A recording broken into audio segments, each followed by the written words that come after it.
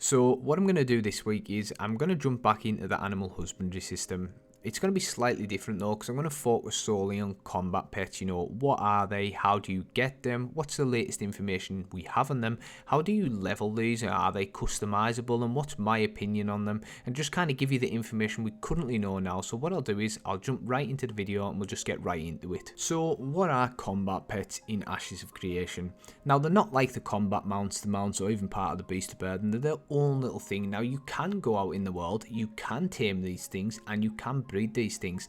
Now there's going to be 3 archetypes, so you're going to have the tank, you're going to have the DPS, and you're going to have the utility. So one of them could be potentially used to heal you if you don't have friends about. One could be used to tank the PvE and distract them, and one could be used just to DPS. And we don't know if that'll affect PvP or how it will affect PvP. But what we do know is Steven said these are going to be advantageous in certain situations. So for example, take the eagle or the hawk. Say we've got that flying around, and maybe that gives you a good nice line of sight from the sky. Now we don't all have flying mounts, but say there's an open world raid boss we really want to get and hit and do, but we're like, is it being camped and we don't want to jump? So you could send that there, you could maybe look. Now I know that's speculation and we don't know for definite, but maybe there's a pet that has more power or does more damage to something like undead creatures. Or for example, the quarrier, the badger looking creature, maybe you can have a side quest where there's a little crevice and only this set type of pet can get into to retrieve this quest item.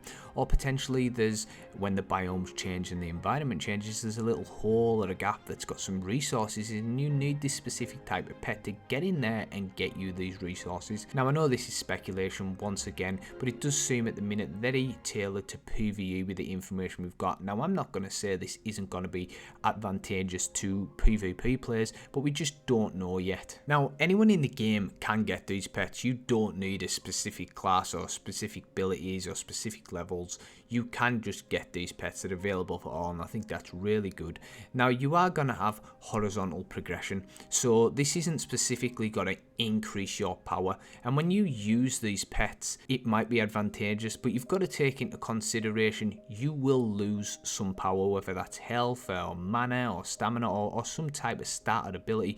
These are going to decrease for you having these pets by your side fighting with you, and then once you unequip them and they go back to your bag, you will then regain all of the stats you lost in the process of summoning this creature. So one thing I am really looking forward to is the pets can be leveled. Not only can they be leveled, they can be geared. So is that going to be part of the crafting side of animal husbandry where it has some real benefits?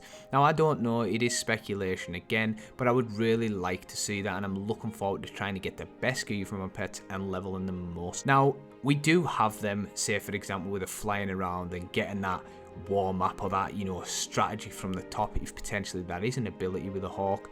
But I don't want to see this system just not get used and kind of once you've got all the pets and you've got them leveled, that's it. I would like to see something like maybe a competitive pet battle scene. So think like WoW, and I never got into it too much, so I don't know how good it was, but when you look at Temtem or Pokemon, I really love breeding and taming and getting the best stats and having that PvP. It would really help this system stay alive and thrive, because not only would people be out taming and breeding, people would battle potentially for gold or just within the guild for having, pet battle nights, or with other guilds having competitions, and it would really bring something more to this system. Now if they add in something like this, I think it would be super unique, and if they don't add pet battles in, you can guarantee I'm going to be blagging it a lot in the forums, in the discords and on my videos, because I want something like that implemented in the game so guys who are into that type of stuff can really get involved, and I think a lot of people would,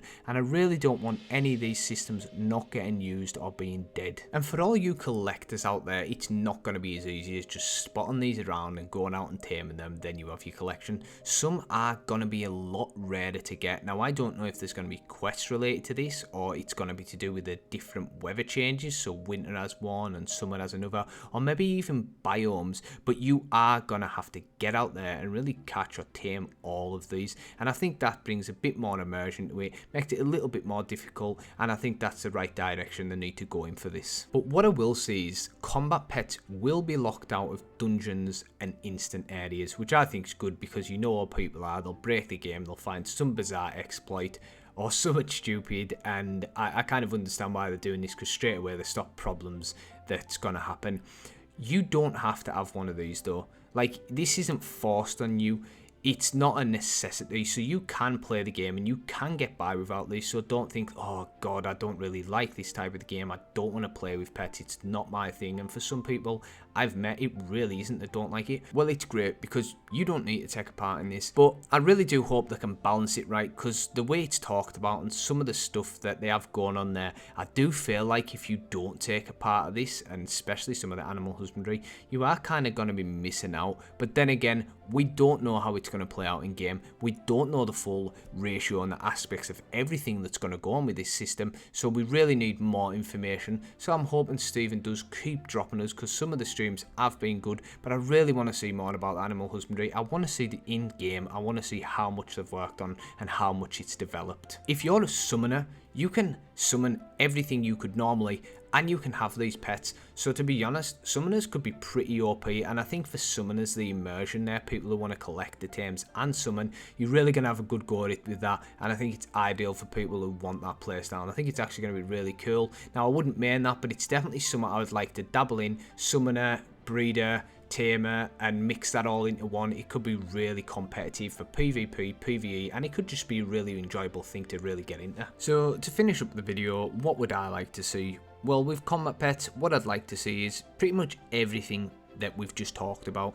I'd like to see them be tamed, to be bred. I'd like to see side quests where you maybe have to use these so there's an actual reason, or maybe there's a little advantage, something that's a little bit balanced. But at the same time, I'd like to see some competitive PvP scenes when it comes to pet battles, and make sure they're really getting used and this system has replayability, because within every system in Ashes of Creation, what I can say is it is tailored for replayability, and for a game that kind of is on the little bit of the niche side, we need replayability. We can't really afford to be, or I'll come back in 6 months for the next DLC. We need people playing. I want to be playing. I want to get home. I want to jump on this game. And if you give me what I'm asking for, or what my opinion is in this system, personally for me alone, not speaking for everyone else, I believe that would help me want to get involved and consistently use this and kind of have a competitive edge there. It's really immersive and it's really cool, but what I want and what some people want, we don't always get, so we are just realistically going to have to wait till Alpha 2. Now, that being said, that's what I'd like to see, but the question is, what do you want to see? Do you disagree with me? Fire it down below. Do you agree with me? Is there anything I've missed, or